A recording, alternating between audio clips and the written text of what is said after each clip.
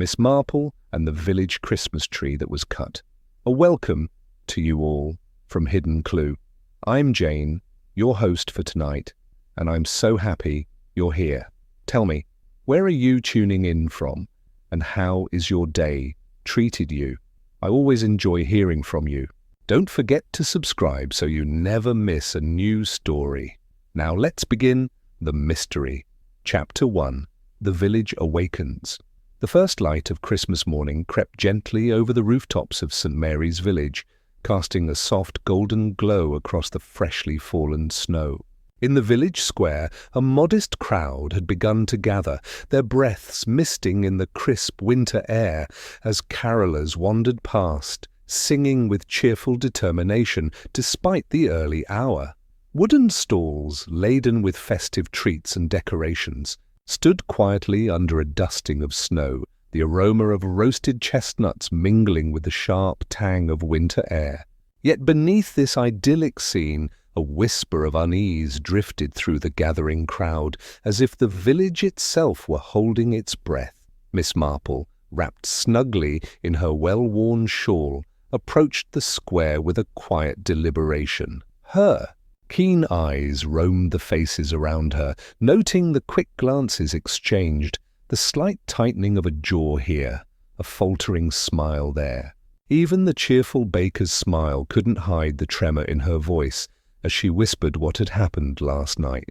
The gossip travelled fast, as it always did in a place so small, but Miss Marple had learned long ago to sift the embellishments from the truth. Each villager's reaction offered her a subtle clue, a hint of tension concealed beneath polite expressions. Children ran ahead, their mittens scuffing the fresh snow, squealing in delight at small gifts and sweets placed on the market stalls. Their laughter brought a welcome warmth to the morning, though Miss Marple noted how some of the adults watched them with distracted minds, unable to shake off the news that had unsettled their calm. The postmistress, ever practical, handed out parcels with a brisk efficiency, yet her fingers betrayed her nervousness, trembling slightly as she passed a letter to Mr. Hemsworth. Even the old church clock seemed to tick with a slightly anxious rhythm, marking the passage of a morning that felt both familiar and oddly off-kilter. Shoppers and villagers alike exchanged their morning greetings, though every conversation circled, inevitably, toward the same subject. A misplaced comment here, a contradictory detail there, and Miss Marple's mind quietly catalogued each inconsistency. One gentleman, adjusting his scarf against the cold, mentioned he had heard a strange noise near the old mill, but only if pressed, while another insisted that all had been quiet until dawn. Such small contradictions were the threads from which the entire tapestry of the day's mystery would be woven, though few present seemed aware of it. Amid the bustling preparations, gentle humour crept into the scene. The town crier struggled, with a tangle of ribbons on his staff, muttering under his breath, while the blacksmith, a large man with a booming voice, tripped lightly on the icy paving, only to regain his balance with a sheepish grin that had the crowd chuckling. These little interludes of mirth offered relief, a reminder that life, even on mornings shadowed by troubling news, carried moments of warmth and levity. Miss Marple's sharp gaze swept across the square one final time before she paused beside a frosted fountain at its centre. The villagers' collective unease seemed to radiate from the very cobblestones beneath their feet, subtle yet insistent. And yet there remained the comforting constancy of the season. Wreaths hung on doors, smoke curled lazily from chimneys, and the scent of pine mingled with the crisp winter air. It was in this delicate balance, the charm of tradition against the unease of the unknown, that Miss Marple felt her familiar spark of curiosity. For she knew, as the children laughed and the villagers whispered, that beneath this picturesque morning, something far less ordinary had quietly taken root, awaiting the patience and observation only she could provide. Even as the first bells of the village church tolled, echoing over snow-laden rooftops, Miss Marple smiled faintly, her mind already turning over the questions that would shape the day. Something had shifted, subtle yet undeniable, and while the village carried on with its holiday cheer, she sensed that Christmas morning in St. Mary's would be remembered not only for its frost and festivities, but also for the mystery that had quietly awakened with the dawn. Miss Marple's eyes lingered on the small, subtle disturbances that marked the village square. An overturned sleigh rested awkwardly near the fountain, its polished runners scratched and muddied with patches of snow that had melted only slightly under the pale morning sun. It was the sort of detail that might escape most eyes, yet to Miss Marple it hinted at more than mere clumsiness.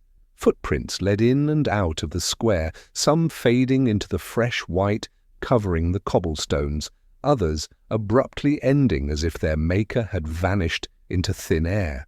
She noted the careful spacing of each step, the slight irregularity that suggested they were taken in haste, or perhaps under duress. A missing ornament caught her attention next. The golden star that usually crowned the village's central tree had vanished, leaving only a faint scratch on the branch where it had once perched.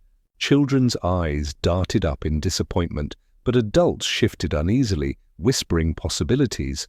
Was it a prank, a mistake, or a deliberate act? Miss Marple did not speak, but her mind catalogued the possibilities, balancing each clue against her knowledge of human nature. Even the snow itself seemed to tell a story. Patches of discoloration near the fountain's base suggested someone had crouched there recently, leaving an almost imperceptible smear of mud along the stone. Villagers began to speculate aloud, their voices blending curiosity with fear. Mrs. Peabody suggested mischievous youths had snuck in during the night, while Mr. Hemsworth hinted at something more sinister, glancing nervously at the empty market stall that had been recently decorated. A few of the shopkeepers attempted to restore normalcy, straightening garlands and brushing off snow, but every movement seemed charged with a tension that contradicted the festive spirit. Miss Marple observed all of it with quiet patience, noting who spoke too quickly, who hesitated, and who avoided her gaze entirely. Her attention returned to a seemingly insignificant object, a single mitten perched haphazardly on a windowsill. To anyone else it might have appeared as a forgotten token of a hurried child, carelessly left behind. Yet Miss Marple's instincts told her otherwise. Its placement was deliberate, an oddity against the otherwise meticulous order of the square. The mitten's position suggested that someone had paused there, perhaps to watch the proceedings, or to leave a subtle message meant to be noticed. She made a mental note, understanding that what appeared trivial to others could become pivotal when considered alongside other clues. The morning sun climbed higher, casting soft shadows across the scene, and Miss Marple's gaze swept over the villagers again. Their chatter was filled with conjecture, each story contradicting another, creating a web of half-truths and assumptions. A sense of unease clung to the square, tempered only by the laughter of a child who retrieved a fallen bauble and held it triumphantly aloft. Even in that moment of joy, the air retained a fragile tension, a quiet awareness that something was amiss. Miss Marple took a small step toward the fountain, her fingers brushing lightly over its icy edge, and considered the day ahead. She knew that each detail, the sleigh, the footprints, the missing ornament, and yes, even the lone mitten, was a thread in a larger tapestry.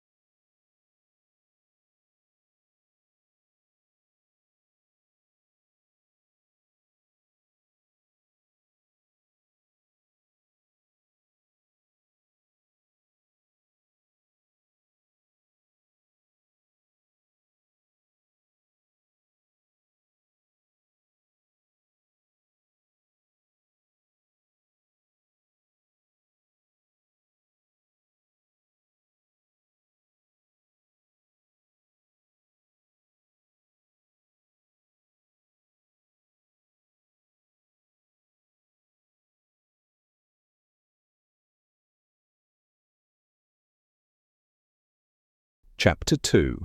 Clues Among the Gifts. The afternoon sun had begun to melt the frost on the village rooftops, sending tiny rivulets down the chimneys and onto the cobblestones below. Miss Marple walked slowly among the stalls in the square, her eyes taking in every detail, every interaction, with the ease of someone enjoying the festive scene, while quietly cataloguing the oddities around her. Children tugged at the hands of their parents, eager to see what treasures awaited beneath the carefully arranged ribbons and paper, while the adults exchanged nods and smiles that were sometimes a little too quick, a little too rehearsed. It was in those small gestures that Miss Marple found the first threads of her investigation. She paused near the post office, where a neatly wrapped package sat on the counter, its red ribbon perfectly tied in a bow. A small envelope protruded from beneath the folds, and Miss Marple noticed the faint smudge of ink at one corner. It was the kind of detail most would overlook entirely, but to her it whispered of hurried hands, secret thoughts, and a message meant to remain unnoticed until the right eyes fell upon it. She made a mental note to inquire later about the sender, knowing that what seemed trivial could unravel far-reaching intentions. Walking further, she greeted Mrs. Peabody, who was fussing over the arrangement of small ornaments on a nearby stall. "Good afternoon, my dear," Miss Marple said softly, inclining her head. "And how are the preparations coming along?" Mrs. Peabody's eyes flickered toward the fountain, where the overturned sleigh had now been righted, yet her fingers betrayed a subtle tremor. "Oh, quite well, though one never knows what the day may bring," she murmured, avoiding eye contact. The careful ambiguity of her answer told Miss Marple more than a lengthy explanation ever could. From across the square, the blacksmith spoke with the baker, laughter spilling from their conversation. Yet Miss Marple noticed the micro-expressions, tightened brows, a hesitant glance toward the post office, a hand brushing against a pocket that seemed to hide something. Villagers, engrossed in their own chatter, paid little attention, but she catalogued every nuance, every pause and inflection. Even a compliment could hide a warning, and every casual remark might conceal a grievance. In her mind, the web of relationships began to form, allies, rivals, and those who carried grudges deep beneath the holiday cheer. A carefully wrapped gift on a nearby bench caught her attention next. Its ribbon was slightly off-center, the paper bearing a faint crease. Most villagers would have passed it by without thought, but Miss Marple's intuition told her that it held more than ribbons. It carried a secret only she could sense. Perhaps a small object had been removed, or a note tucked inside, signaling a grievance or a warning. She watched as a child approached, eyes wide with curiosity, only to be gently pulled away by a parent. Miss Marple wondered if the timing of that interruption had been coincidental, or calculated. She continued her gentle circuit of the square, observing the nuances of conversation, who spoke quickly, who lingered too long, who smiled too easily. Even as the air filled with the comforting smells of roasted chestnuts, warm pies, and pine from the nearby stalls, an undercurrent of tension flowed through the festivities.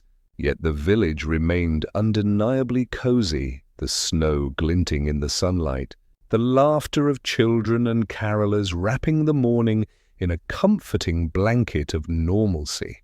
By the time Miss Marple returned to the center of the square, she had quietly amassed a collection of subtle observations, the slight stiffness in Mrs. Peabody's movements, the blacksmith's quick glance at a passing stranger, the carefully wrapped gift that seemed to hum with hidden significance. Each clue, small though it was, contributed to a larger picture, a web of intentions, secrets, and curiosities that only she could decipher. And as she sipped the steaming tea offered by a passing neighbor, she allowed herself a faint smile, knowing that the day's mysteries were only beginning, and that the keen eyes of Miss Marple would leave no detail unnoticed. No one noticed it at first, tucked quietly inside a stocking hanging from the mantelpiece in Mrs. Pritchard's sitting room. The fire crackled softly, sending amber reflections dancing across polished wood and the delicate porcelain figurines that lined the shelves. Steam curled lazily from mugs of tea, carrying the sweet scent of honey and spice through the cozy room, and outside the snow lay thick and pristine, muffling the sound of the village square. The warmth of the scene contrasted sharply with the tension that would soon arise, though at that very moment everyone was focused on the comforting rituals of Christmas morning. Miss Marple had been invited for her usual holiday visit, seated in a high-backed armchair near the fire. Her sharp eyes, however, were far from idle. They rested on the stockings swaying gently with the movement of the room's occupants. A flicker of colour caught her attention, a small envelope peeking out, partially concealed by a woolen mitten. She leaned forward ever so slightly, curious, noting the handwriting, careful yet hurried, that suggested someone had taken pains to remain discreet. No one else seemed to notice. Their conversation drifted from roasted chestnuts to the gossip of the village, entirely unaware of the quiet disturbance that would soon pull them into intrigue. Gently, Miss Marple retrieved the note, careful not to disturb the arrangement of stockings or the festive trappings of the mantel. She unfolded it with the slow deliberation of someone used to reading between lines, savouring the subtle art of observation.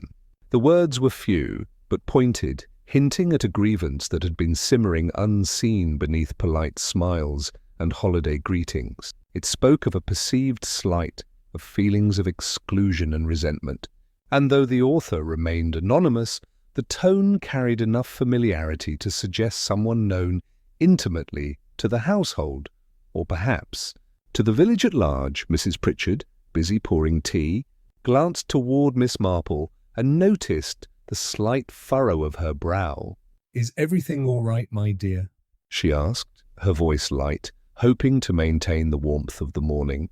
Miss Marple's reply was a measured smile, deliberately vague. "Just a little curiosity. Nothing to trouble you," she said, though her mind had already begun to piece together the implications of the note. A few nearby villagers, drawn by the soft murmur of conversation, glanced over, some dismissing it with polite laughter, others tightening their hold on cups and napkins. Their unease barely concealed, the children, blissfully unaware, played near the hearth, chasing the shadows of dancing flames across the rug. Their laughter, so full and genuine, wrapped the room in a comforting cloak of innocence. Yet even amid such cheer, the note's presence cast a subtle shadow. Miss Marple considered how small actions could carry great weight. A hurried message, a carefully chosen word, or the very placement of a note in a stocking. In this intimate, festive setting, such a clue might seem out of place, but it would not escape her notice.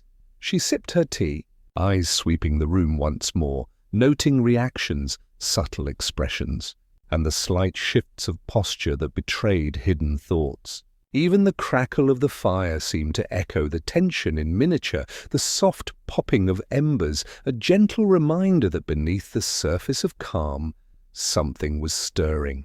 And though the villagers continued their morning with warmth, conversation, and laughter, the quiet knowledge of the note lingered in the air, an invisible thread weaving anticipation through the heart of the room. Miss Marple folded the note carefully and tucked it into her coat pocket, her mind already turning over its significance. No one else realized yet how this small piece of paper would unravel the calm of Christmas morning, nudging every polite smile and cheerful greeting into a new awareness. In St. Mary's village, even the most ordinary moments could conceal secrets, and Miss Marple, as always, was ready to uncover them.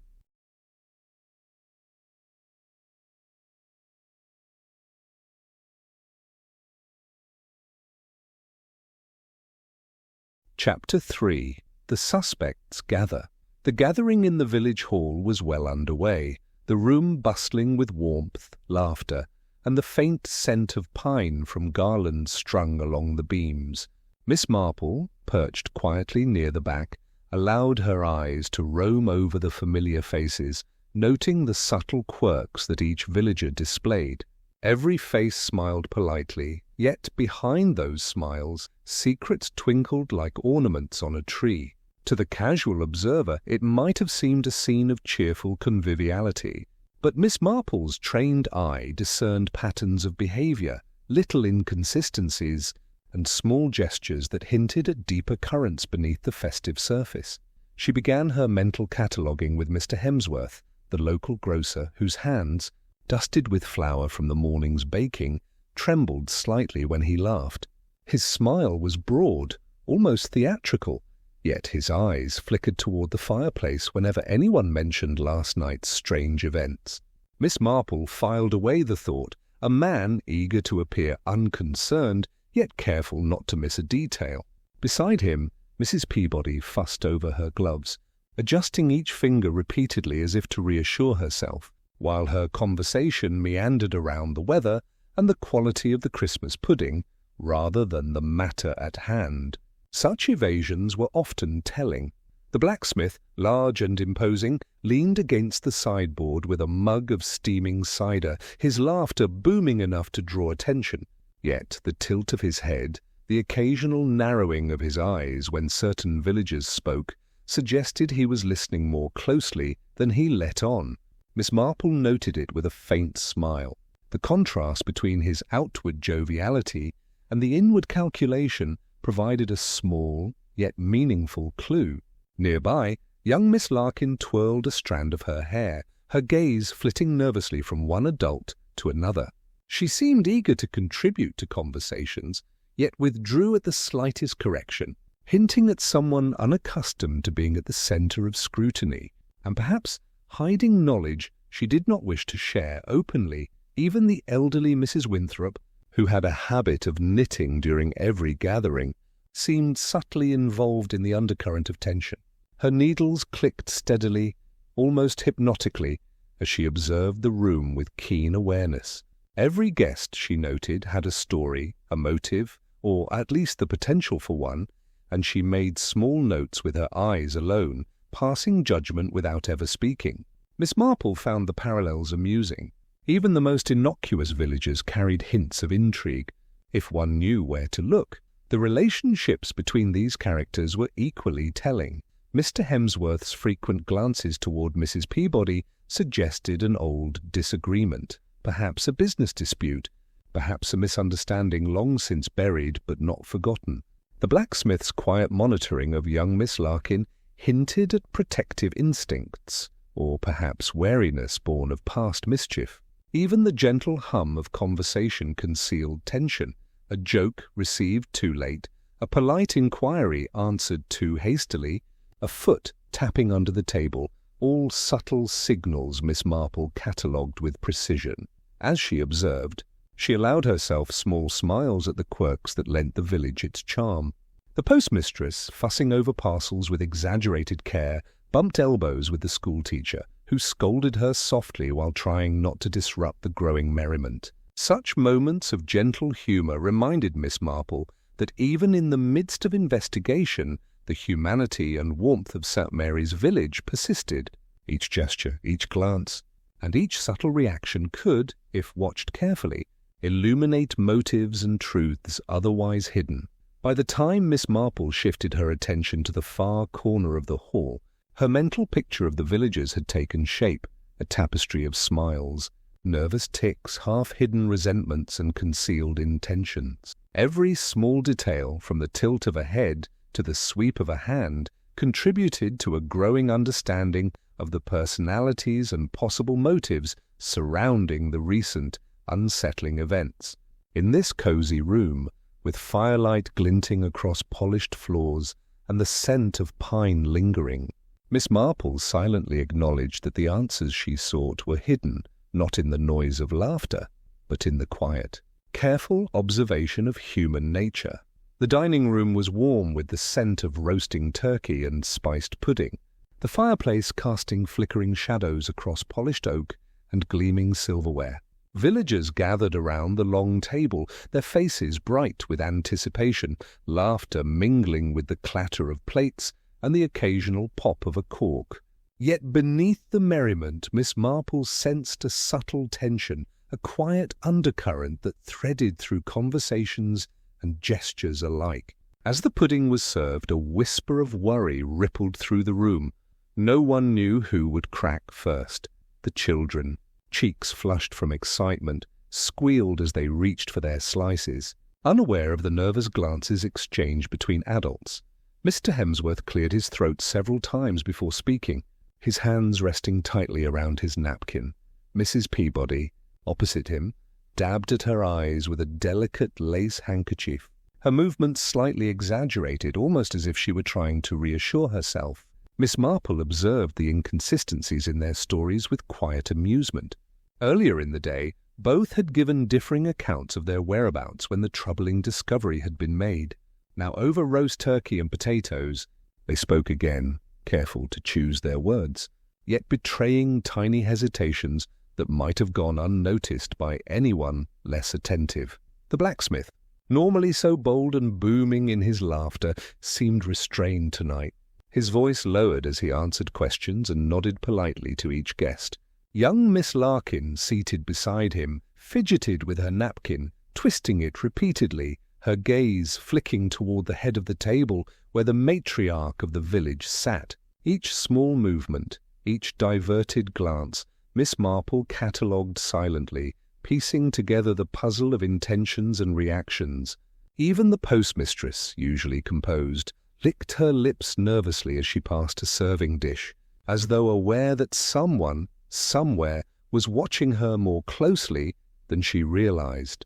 Between bites of Christmas pudding and sips of mulled wine, conversations flitted from light-hearted gossip to tentative questions about the events of the morning. Villagers speculated, laughed, and occasionally shifted uncomfortably in their seats. Miss Marple, though polite in her engagement, remained observant, noting the contradictions, the stories that overlapped yet did not quite match, and the fleeting expressions of fear or guilt that flickered like shadows across otherwise cheerful faces. Each observation deepened the sense that multiple possibilities were quietly coiling around the day's mystery, teasing the audience with the idea that anyone or everyone might be involved in some way. Even as the atmosphere remained warm and festive, Miss Marple's mind worked steadily, drawing connections between words spoken too quickly and gestures too deliberate.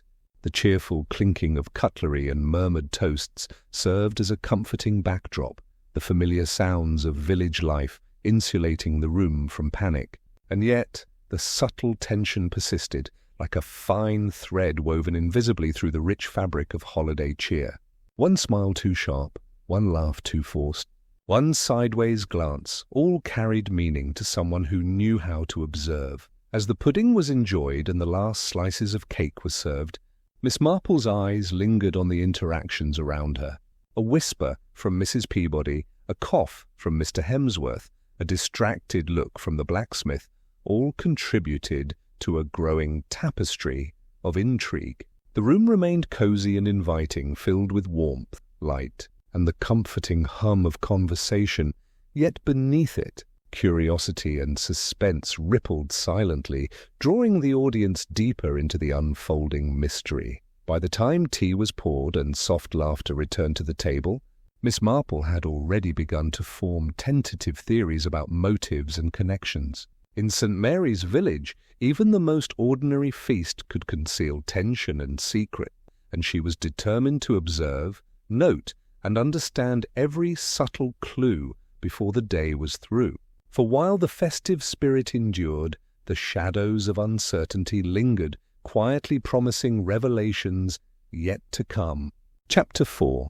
Secrets by the Fireside.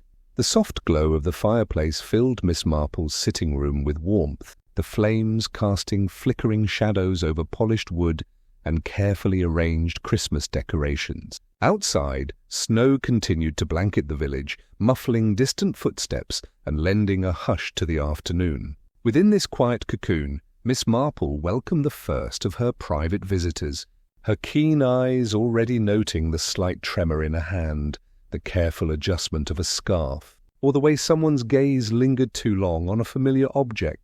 A dropped handkerchief and a nervous glance said more than words ever could, and she watched both with the patient curiosity that had served her well for decades. Mrs. Peabody was the first to settle into a high-backed chair, clutching her muff as if it offered protection. She spoke haltingly at first, recounting minor village events, yet Miss Marple noticed the subtle inconsistencies in her phrasing. An emphasis here, a hesitation there, hinted at memories she had perhaps hoped to leave buried. Miss Marple encouraged her gently, asking unobtrusive questions that drew more than the woman intended to reveal. Soon, small grudges emerged, disagreements over past fates, perceived slights that had never truly faded, and minor quarrels that, though long forgotten by others, still lingered in Mrs. Peabody's memory. Next came Mr. Hemsworth, his coat dusted lightly with snow from his short walk over. He took a seat opposite Miss Marple, clasping his hands tightly in his lap. The warmth of the fire did little to calm his shoulders, which twitched subtly each time a particular topic was mentioned. Miss Marple offered tea, pouring it with steady hand, observing how he lifted the cup and held it momentarily before taking a measured sip. "You've noticed the changes in the square?" she asked, her tone light, almost conversational. Mr. Hemsworth shifted uncomfortably, glancing toward the mantel where stockings hung, and murmured a vague response about the morning commotion. Yet the nervous tick of his fingers and the slight flush to his cheeks revealed that his thoughts ran deeper than his words admitted. Even the smallest objects took on significance in Miss Marple's eyes.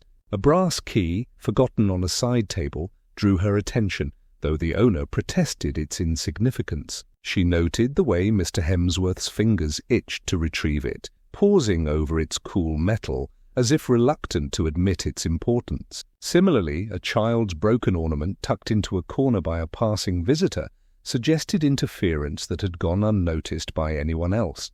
Miss Marple catalogued each item quietly, understanding how seemingly trivial details often held the threads connecting past and present, grievance and intention. Between these conversations, the room itself seemed to breathe with the atmosphere of cozy unease. The soft crackle of the fireplace punctuated statements. The smell of pine from garlands mingled with the faint scent of tea and spice, and snow muffled the outside world, creating a sense of intimate privacy. In this warmth, hidden truths surfaced naturally, as if encouraged by the gentle rhythm of the room. Past grievances long held in quiet corners of memory were hinted at rather than spoken outright, their significance rising subtly through gestures, expressions, and pauses. By mid-afternoon, Miss Marple had gathered a clearer picture of the relationships and tensions that wove through the village. Each visitor departed in a thoughtful, somewhat subdued manner, leaving her alone with the comforting crackle of the fire and the soft glow of candlelight. In the quiet aftermath, she allowed herself a moment to reflect on the small but telling clues collected: the dropped handkerchief, the nervous glance, the brass key, the ornament. They would all play their part in the unfolding understanding of what had disrupted the calm of Christmas morning. In St. Mary's Village, secrets seldom remained hidden forever, and Miss Marple, as always, was ready to notice them first. Evening settled softly over St. Mary's Village, casting long shadows across snow-laden rooftops and cobblestone streets. Miss Marple joined a small group of villagers gathered for caroling, their voices rising in gentle harmony as they made their way from door to door.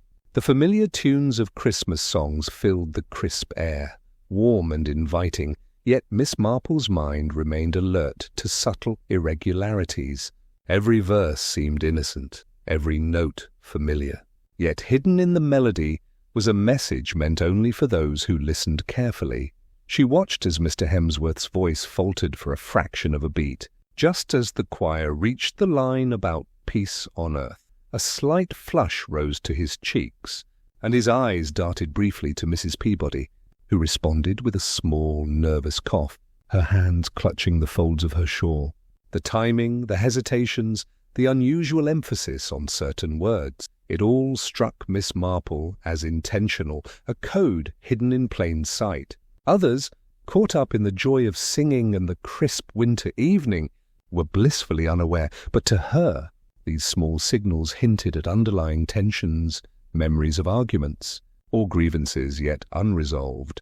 The children scampered around the group, ringing bells and laughing as they attempted to keep in time with the melody.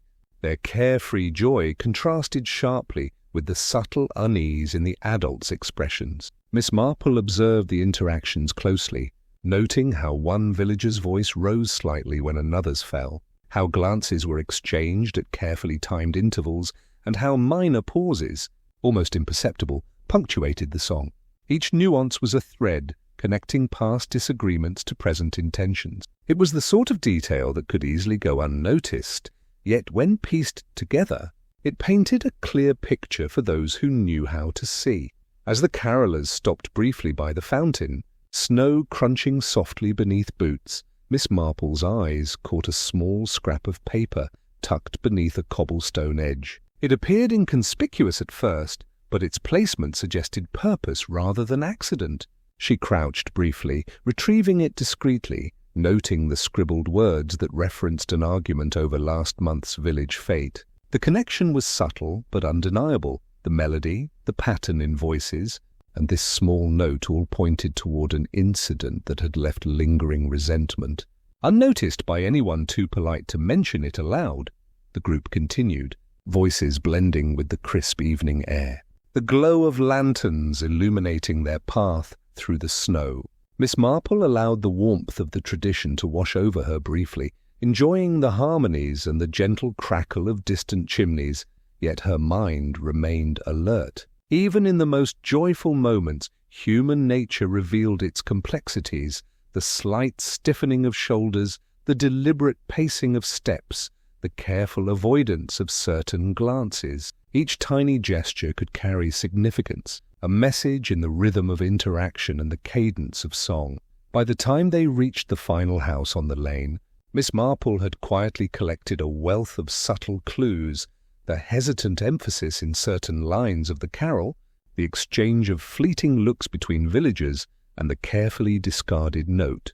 The atmosphere remained festive, the air filled with the comforting sounds of Christmas tradition, yet beneath it all an intellectual tension had woven itself through the evening. The mystery deepened without fear, gentle and compelling, urging careful observation and quiet deduction. As the carolers concluded their final verse and returned toward the warmth of their homes, Miss Marple reflected on what she had observed. The clues were small, delicate and subtle, but in St. Mary's village, nothing went unnoticed for long by someone who paid attention. A melody could carry a message, a glance could reveal a secret, and a snowy evening could hide the first threads of a revelation yet to come. With a faint, thoughtful smile, she tucked the note into her coat pocket, already considering how these tiny hints might fit into the broader puzzle of Christmas morning's unsettling events. Chapter 5. Snowed-in Suspicion. By late evening, a thick veil of snow had descended over St. Mary's village, muffling the usual sounds of footsteps, carts and laughter. The roads were now hidden beneath drifts of white, the lamp-posts glimmering faintly through the heavy flurries. Inside their warm homes, villagers pressed close to fires, drawn by the comfort of hearth and tea, yet the very same snow that wrapped the village in a quiet charm had an unintended effect: isolation.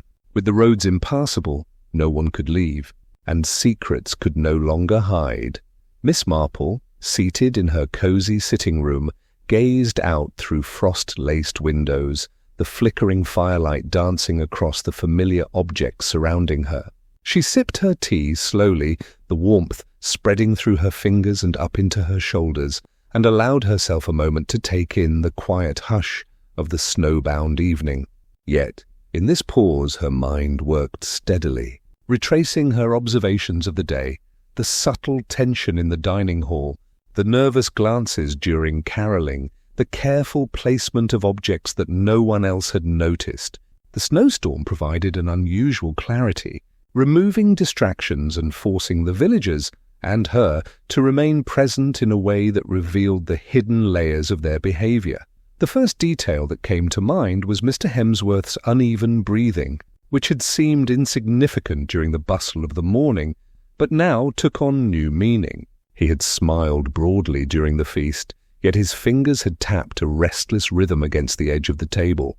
The blacksmith's seemingly casual laughter, once warm and robust, now struck Miss Marple as a carefully measured performance, perhaps intended to distract or reassure himself as much as others. Even the children's playful energy carried small indicators of the adult's underlying unease.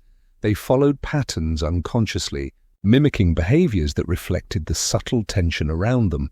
Miss Marple's attention shifted to Mrs. Peabody, who had earlier fidgeted with gloves and napkins. In the quiet isolation of the snowbound evening, she paced slightly in her room, glancing repeatedly at the same window, the faint tremor of her hands betraying thoughts she had tried to conceal. It was in these unsupervised moments, away from the distractions of communal gatherings, that true character often revealed itself. The snowstorm, heavy and relentless, had unwittingly created a stage for observation, and Miss Marple's sharp mind catalogued each small gesture with precision. Even minor details became meaningful in this stillness. A brass key left on the mantel, a mitten misplaced on a windowsill, a scrap of paper that had slipped beneath a chair, all previously overlooked, now demanded attention.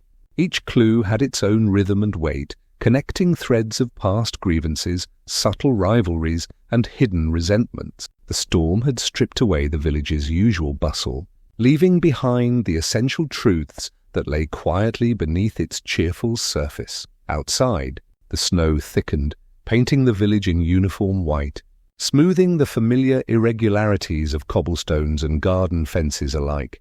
Inside, the fire crackled, and the smell of pine and mulled tea mingled with the faint scent of melting snow on boots and coats. The cozy, comforting environment belied the mental energy required to interpret the clues, but Miss Marple found this blend of warmth and scrutiny invigorating. The storm, rather than a hindrance, became an ally, concentrating attention and sharpening perceptions. As the evening deepened, Miss Marple leaned back, allowing her thoughts to connect the disparate observations of the day.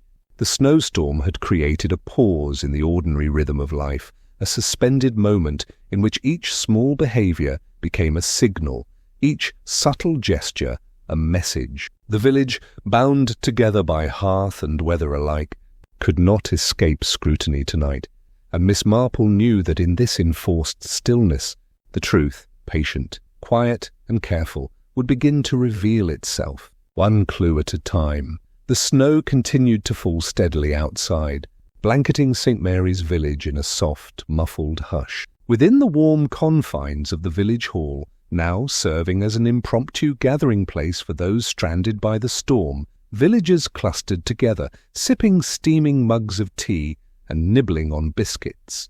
Laughter filled the air, but Miss Marple noted the subtle tension beneath the surface.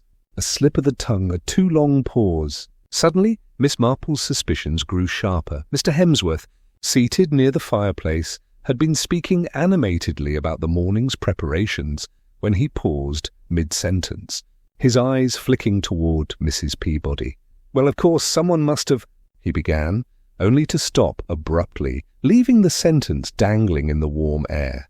Mrs. Peabody's hand trembled slightly as she adjusted her shawl, her voice rising a pitch too high when she replied, "Oh, I don't think anyone really noticed." Fleeting hesitation. The slight avoidance of eye contact immediately caught Miss Marple's attention. To the casual listener, it might have seemed insignificant, but she recognized it as the telltale sign of someone inadvertently revealing more than intended. Nearby, the blacksmith shifted in his chair, placing his mug down with a little too much force. He cleared his throat before continuing a story about a minor dispute over last year's Christmas decorations, but the emphasis on particular words, dispute and forgotten, hinted at emotions he had carefully concealed all day. Miss Marple's eyes narrowed slightly as she catalogued each small inflection, each micro-expression, mentally linking them with previous observations. The pattern was subtle but emerging. Grievances buried under smiles and holiday cheer were bubbling to the surface, Guided by the enforced closeness the storm had created, even the younger villagers contributed to the puzzle in unintentional ways. Miss Larkin, normally shy and deferential, fidgeted with the edges of her gloves, glancing repeatedly at the group around the fireplace. I thought perhaps someone might have," she began, but stopped herself, biting her lip. The hesitation was telling, suggesting knowledge she was reluctant to share, but unable to entirely suppress. Miss Marple smiled faintly.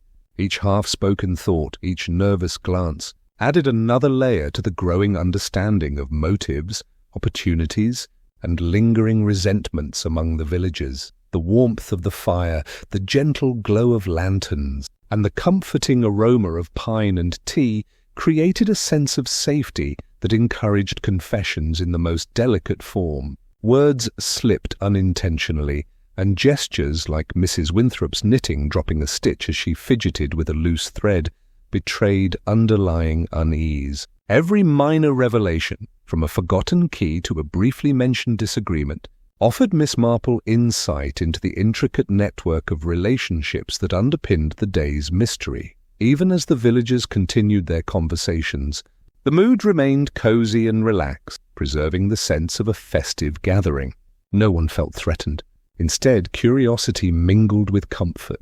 Miss Marple sipped her tea, letting the warmth settle in, while her mind connected these inadvertent disclosures with the evidence she had gathered from earlier observations. The misplaced mitten, the note in the stocking, the subtle hesitations at the feast and during caroling. Each thread pulled her closer to a coherent understanding of who might have motives to disrupt the morning's harmony, and why, by the time the storm's intensity lessened slightly, Miss Marple had quietly catalogued each inadvertent confession and unguarded movement. The village, snowbound yet cheerful, had revealed its secrets in the most human of ways. Slips of the tongue, brief pauses, and the gentle unraveling of carefully maintained appearances. In the comforting glow of firelight and friendship, Miss Marple's suspicions had grown sharper, her understanding more precise, and her anticipation for what the following day might reveal heightened, ready to transform subtle observations into a clearer picture of the mystery at the heart of Christmas morning. Chapter 6. The Puzzle Pieces. Morning light filtered softly through the frost-covered windows of Miss Marple's sitting room, illuminating the scattered notes, scraps of paper, and small objects she had collected over the past days. Each item, a brass key, a mitten, a folded note, seemed insignificant on its own, yet in Miss Marple's mind each was a piece of a larger pattern. Each tiny detail, once ignored, now fit neatly into a puzzle that only she could see. The gentle warmth of the fire and the scent of pine garlands provided a comforting backdrop to her quiet reasoning, the village still cloaked in snow and the hush of a peaceful winter morning. Miss Marple began with the relationship she had observed. Mr. Hemsworth's nervous glances toward Mrs. Peabody, once dismissed as simple politeness, now suggested more than casual concern. Their earlier disagreements, minor as they seemed, gained new weight when considered alongside the note discovered in the stocking and the hesitations during caroling. The interplay of smiles, coughs, and slight evasions created a tapestry of subtle tension that Miss Marple could trace, linking personalities and past grievances in a careful, deliberate pattern. Even seemingly trivial objects offered insight. The brass key that had caught her attention days ago, now paired with a small scrap of paper hidden beneath a chair, hinted at a location or a locked secret within the village. The mitten on the windowsill, the creased ribbon on a gift, the way a child's ornament had been misplaced, all were clues that threaded through interpersonal dynamics, adding texture and depth to the quiet mystery.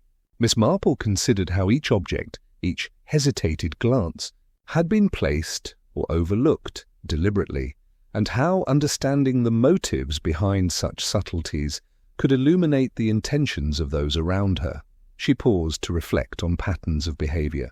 The blacksmith's laughter, once warm and unrestrained, now seemed a careful performance, timed to distract attention from a small but telling slip during the feast. Young Miss Larkin's nervous twirling of her gloves and her brief but pointed hesitation during conversations revealed knowledge she may have feared sharing aloud. Mrs. Winthrop's knitting, which occasionally faltered in response to minor disturbances, suggested awareness of undercurrents invisible to others.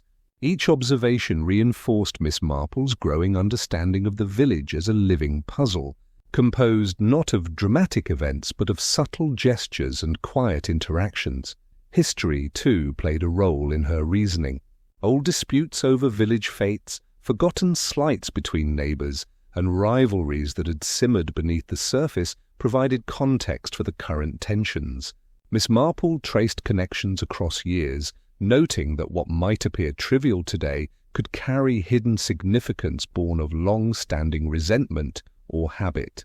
In St. Mary's village, human nature often left traces over time, subtle footprints that careful observation could follow to reveal patterns of behaviour and hints of intention. By mid-morning, Miss Marple began to arrange her collected observations into mental groupings. Clues related to physical objects formed one set, emotional reactions another, and historical grievances a third. She imagined lines connecting them, visualizing relationships, motives, and opportunities. The process was slow, deliberate, yet inherently satisfying, much like arranging ornaments on a Christmas tree. Each piece found its place, enhancing the whole. As she leaned back in her chair, sipping the last of her tea, Miss Marple allowed herself a faint smile. The snow outside continued to blanket the village, softening edges and muffling sounds, while inside, warmth, light, and quiet reflection created the perfect environment for thought. Each subtle detail, each small gesture, each whisper of tension now contributed to a coherent picture. Though the day was still young, she knew that by connecting these threads carefully and patiently, she could unravel the true story behind the mysterious events of Christmas morning, gently guiding the village toward clarity without disturbing the comforting rhythm of its seasonal charm. Miss Marple leaned back in her chair, glancing at the assortment of small objects and notes she had collected over the past few days. Each had seemed significant at first glance, yet careful reflection revealed that some were less meaningful than they had appeared.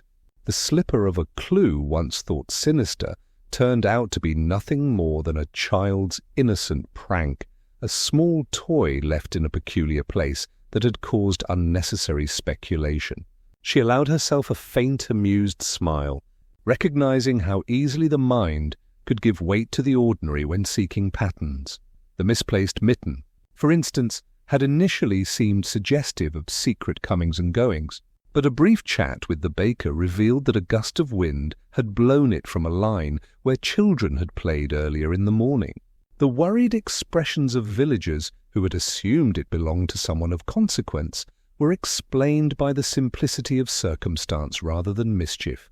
Miss Marple quietly noted the importance of separating the meaningful from the trivial, a skill every careful observer must possess. Even the brass key that had initially seemed to promise intrigue turned out to belong to a small storage cupboard in the village hall, used to store extra decorations for the season. The minor drama surrounding it, fueled by speculation and incomplete observation, was now laid to rest. The villagers, once wary and tense, laughed together over the misunderstanding, their relief mingling with the warm aroma of pine and tea. Miss Marple appreciated the gentle humour in these small reversals. They reminded her that not every curious incident was fraught with consequence. She turned her attention to Mrs. Peabody, whose earlier hesitations had suggested a carefully guarded secret. A casual remark over tea revealed that her nervousness had been caused by a minor dispute with a neighbour over the timing of deliveries. Nothing more than a petty disagreement magnified by the excitement and chaos of the morning. The apparent significance of her gestures, the tremble of a hand, the glances toward others, now took on a more human and endearing quality rather than the shadow of intrigue that had first seemed so compelling. The children, naturally full of surprises, contributed their own innocent misdirections. Miss Larkin's fretting over a missing ornament was clarified when the small decoration was found tucked beneath the hearth, moved during an enthusiastic game of hide-and-seek. Even the blacksmith, whose booming voice and sudden pauses had initially appeared calculated, was revealed to be merely attempting to entertain a group of villagers while keeping the children in line. The everyday explanations brought relief, yet Miss Marple remained mindful. The trivial could conceal subtle truths when observed with patience, and distinguishing between the two required both attention and discernment. By late morning, the process of identifying these red herrings brought clarity to her understanding. She had filtered the noise from the meaningful signals, allowing the remaining pieces of the puzzle, the unusual notes, the hesitant glances, the small objects whose significance endured, to shine with greater clarity. The villagers, meanwhile, were able to relax, enjoying the cozy atmosphere of the snowbound morning, their laughter echoing gently through the warm rooms.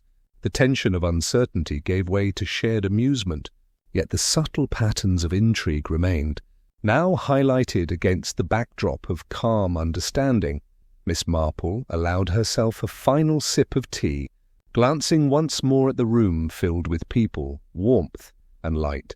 Humour had returned to the morning, yet her mind remained alert, appreciating the distinction between the misleading and the meaningful. The puzzle pieces were gradually taking shape, their true significance emerging from the gentle haze of human nature and holiday bustle.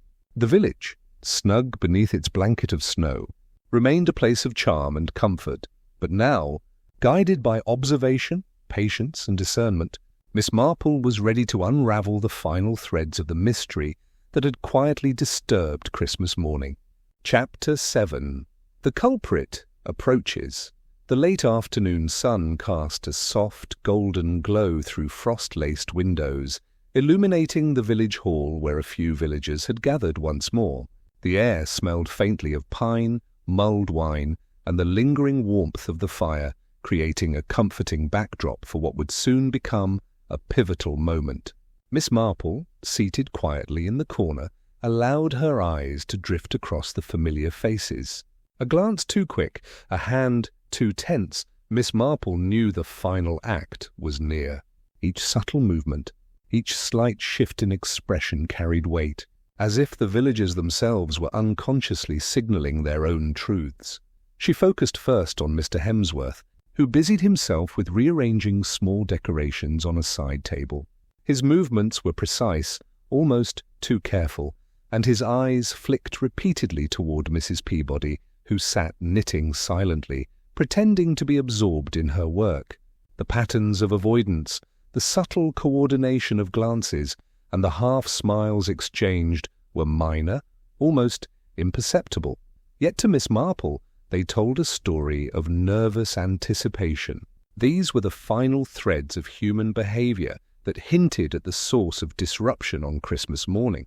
Nearby, the blacksmith stood by the hearth, his posture slightly rigid as he engaged in casual conversation. Every laugh was measured, every gesture considered. Miss Marple noted how he subtly repositioned himself whenever the discussion touched on past disagreements or village disputes, as if to shield or redirect attention. The warmth of the room, the cheerful chatter, and the scent of cinnamon and pine softened the tension. But the undercurrent of suspicion remained palpable to a keen observer. Even the youngest villagers played a role in the unfolding drama.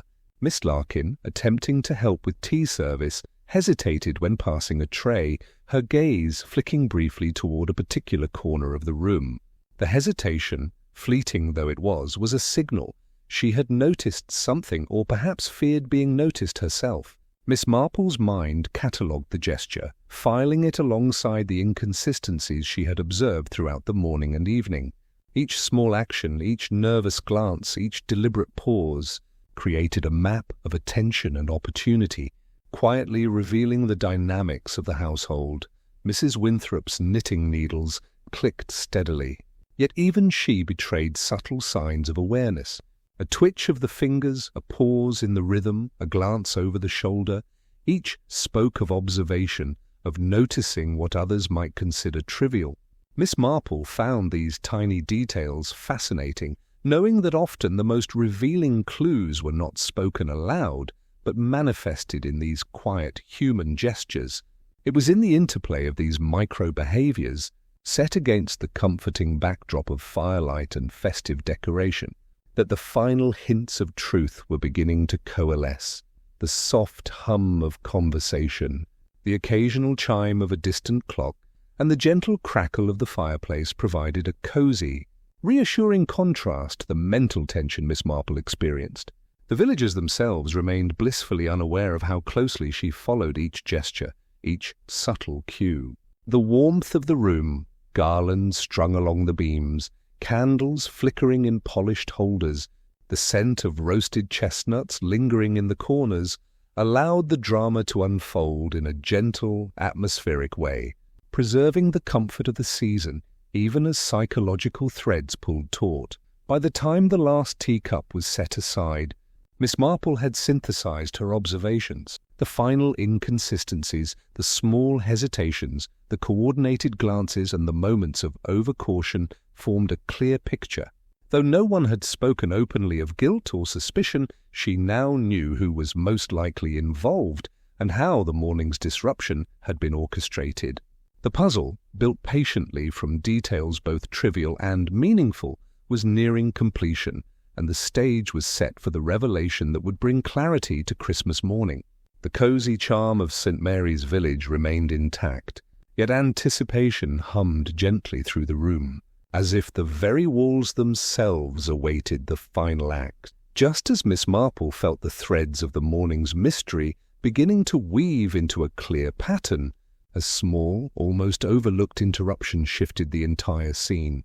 A soft rustle from the fireplace corner revealed a folded letter tucked behind a stack of firewood, as if placed there in haste or forgotten entirely.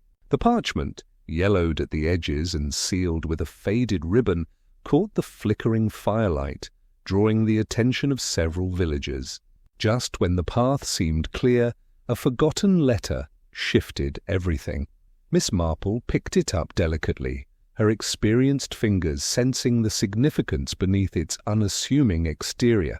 The villagers leaned forward instinctively, curiosity sparking in their eyes, though none dared speak until she chose to.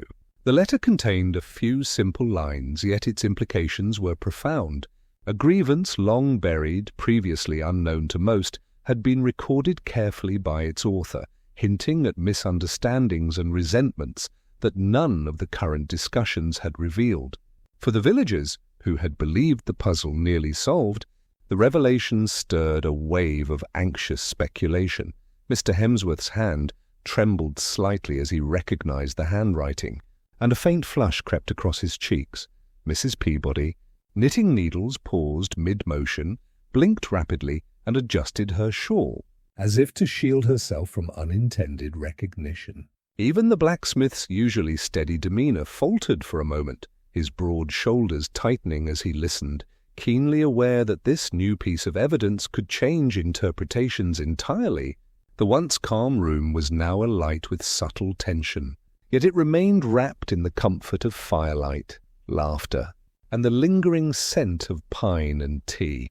Miss Marple, however, remained serene, her mind calmly integrating this unexpected information with her earlier observations. Each hesitated glance, each nervous gesture, and each small, seemingly trivial clue collected over the past days now had a fresh context. The forgotten letter illuminated connections previously invisible, subtly redirecting attention while reinforcing patterns she had already discerned. Where others panicked or whispered, she simply observed, allowing the information to settle into place with gentle precision. The villagers exchanged quiet murmurs, some speculating aloud, others casting quick, uncertain glances at neighbors. Miss Marple noted how human nature responded to surprise. Assumptions faltered, minor insecurities surfaced, and even the most confident individuals revealed vulnerability. Yet, amid these reactions, the cozy environment cushioned the anxiety. The crackling fire, the soft glow of lanterns, and the familiar hum of conversation kept the tension intellectual rather than alarming, offering a safe space in which curiosity could flourish. As she reread the letter, Miss Marple's thoughts moved quickly, yet quietly. The author's words hinted at a minor but significant grievance that had gone unresolved, providing motive for a small but deliberate disruption in the morning's celebrations. Combined with the subtle cues she had observed, hesitations, glances, and inconsistent statements, the letter completed a larger picture of human intention and reaction. Each piece of the puzzle reinforced the intricate social tapestry of St. Mary's Village, revealing both its charm and its concealed complexities. By the time she carefully folded the letter and placed it in her pocket, Miss Marple had a renewed sense of clarity. The twist had momentarily unsettled the villagers, yet it had only deepened the intrigue, sharpening the edge of anticipation while maintaining a comforting atmosphere. In the interplay of snow-dusted streets, warm fires, and gentle conversation, the mystery continued to unfold slowly, thoughtfully, and with a promise of resolution that would soon satisfy both curiosity and the seasonal desire for harmony. Chapter 8. The Christmas Revelation. The glow of the fire in the village hall cast a warm golden light across faces still flushed from the excitement and curiosity of the day. Snow continued to drift gently outside, muffling the world and lending the room a sense of cozy isolation. Miss Marple stood quietly near the fireplace, her eyes scanning the assembled villagers. All the pieces fell into place, and the quietest voice in the village spoke the truth. Every observation, every hesitation, every small object collected over the past days had led to this moment. She began with gentle, measured words, recounting the events of the morning: the overturned sleigh, the misplaced mitten, the note tucked in the stocking. One by one, she connected each detail to the corresponding behavior, linking glances, pauses, and hesitations to the individuals involved. The villagers listened intently, some leaning forward, some biting lips in anticipation, while the children hovered at the edges, curious but comforted by the warm light and soft hum of the fire. "The key," Miss Marple continued, holding up the small brass piece that had caused so much speculation, was never a clue to mischief. Its position merely suggested urgency where none existed. The real intent, however, lay in the interactions between us all, glances, gestures, words, half-spoken. The one who hoped to create confusion relied on small tensions rather than overt action, and assumed no one would notice the subtleties. Her voice remained calm and warm. Even as the room tensed slightly with anticipation, she turned to the culprit, revealing them with quiet assurance rather than accusation. The villagers gasped softly, a mixture of surprise and relief, but laughter soon followed as the explanation emerged. It was someone no one had expected, a person whose polite demeanor and gentle habits had masked a desire to teach a subtle lesson rather than harm. The minor disruption had been intended to provoke reflection, not alarm, and Miss Marple outlined how the notes, hesitations, and glances had all pointed to this single individual. Even the youngest villagers giggled at the revelation, and adults shook their heads with mild amusement. Mrs. Peabody, previously tense, covered her mouth to stifle a laugh, while Mr. Hemsworth allowed himself a sheepish smile. The blacksmith exhaled audibly, relieved that the morning's suspense had been harmless. Miss Marple smiled faintly, noting how human nature often combined mischief, misinterpretation, and kindness, all wrapped together in familiar gestures and quiet intentions. The room relaxed fully, the warmth of the fire and the scent of pine and tea blending with renewed laughter and gentle chatter. Miss Marple recounted each clue's significance with clarity, showing how small details, the misplaced mitten, the scrap of paper, the hesitant gestures, had woven together to reveal motive and opportunity. Yet she emphasized that the mystery's resolution depended not on force or confrontation, but on careful observation, patience, and understanding the rhythms of human behavior. By the time she concluded, the festive charm of the village had returned entirely. Villagers chatted amicably, children ran about with bells and small gifts, and even the snow outside seemed to sparkle more brightly against the calm sky. Miss Marple allowed herself a quiet moment by the fire, reflecting on how the morning's events had reminded everyone of the delicate balance between curiosity and trust, between observation and imagination. The mystery had been solved not with alarm, but with gentle reasoning and attention to detail, restoring both the peace of Christmas and the comforting rhythms of village life. As the villagers resumed their celebrations, smiling and sharing stories, Miss Marple's eyes twinkled with quiet satisfaction. The tension of curiosity had yielded to the warmth of clarity, and the smallest, quietest voice in St. Mary's village had guided them all to the truth. Christmas morning, once touched by mystery, now glowed fully with cheer, human connection, and the timeless charm of discovery. Outside, snow fell once more, gentle and soft, blanketing the village in quiet serenity. Inside St. Mary's village hall, warmth and laughter returned in full measure, filling the air with the comforting sounds of conversation, clinking teacups, and the occasional merry giggle of children. The resolution of the morning's mystery had restored not only order but also a sense of shared joy. Villagers exchanged glances, some shy, some amused, as they reflected on lessons learned and subtle truths revealed throughout the day. Miss Marple moved among them quietly, offering words of reassurance and gentle commentary. She spoke softly of patience, observation, and kindness, reminding them that every gesture, even a nervous glance or a half-spoken word, could carry meaning. In turn, the villagers began to understand their own actions more clearly, realizing how small misunderstandings had fueled unnecessary tension. Apologies were offered where appropriate, and laughter followed, not with embarrassment, but with the warm acknowledgement that human nature was often charmingly imperfect. Mrs. Peabody, relieved of lingering guilt over her minor mistakes, returned to arranging cookies and decorations on the central table, her movements more relaxed, her smile brighter. Mr. Hemsworth, once tense and self-conscious, joined in a light-hearted discussion about last year's festivities, his nervous glances replaced with hearty laughter. Even the children, who had been innocently complicit in several minor confusions, giggled freely as they recounted their playful interventions, proud that they had contributed to the morning's drama without realizing its significance. Miss Marple paused by the fireplace, watching the soft glow illuminate familiar faces. The flicker of the flames mirrored the gentle warmth spreading through hearts that had, until recently, carried subtle anxieties. She noted the way small gestures now reflected camaraderie rather than suspicion. Hands offered to steady teacups, brief touches on shoulders exchanged in apology or gratitude, and shared smiles that acknowledged both the mischief and its resolution. The village, united by snow, hearth, and human understanding, had returned to its natural rhythm of comfort and connection.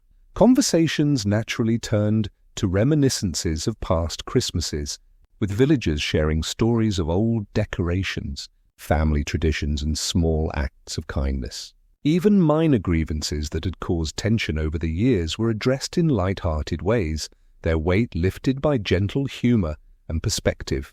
Miss Marple smiled quietly to herself, appreciating how such reflections often healed subtle rifts, weaving threads of understanding into the fabric of community life. The hall gradually emptied as villagers returned to their own homes, carrying warmth and contentment with them. Outside, the snow sparkled under the soft light of lanterns and the fading afternoon sun. Paths, once disrupted by hurried movements and curiosity, were now smooth, unbroken, and inviting. Windows glowed with candlelight, smoke curled from chimneys, and the comforting hum of domestic life echoed softly through the streets. Each household returned to its own cozy rituals, enriched by the day's revelations and the restored peace that accompanied resolution. As Miss Marple prepared to take her own quiet walk through the snow-covered village, She reflected on the gentle lessons of the morning. Curiosity, when tempered with patience and kindness, revealed truth without alarm. Observation, combined with empathy, resolved tension without conflict. And even the smallest of voices, be it a child's giggle, a hesitant glance, or a quietly offered apology, could influence the course of events in meaningful ways. The mystery had concluded, yet its quiet wisdom lingered in hearts warmed by trust and connection. Snow fell once more, gentle and soft, as the village found its laughter again. Inside each home, the fire's glow mingled with candlelight. The aroma of pine and tea filled the air, and the comforting rhythm of conversation and cheer resumed. St. Mary's village, refreshed and united, embraced the magic of Christmas fully, secure in the knowledge that even small mysteries could be met with calm reasoning, kindness, and the warm joy of togetherness. As we leave St. Mary's village for now, let us carry its gentle charm and its lessons with us. Share your thoughts in the comments, reflect on the clues you noticed, and return soon, because mysteries, as always, linger quietly in the corners of every home, waiting for those who notice the smallest details and listen carefully to the whispers of life.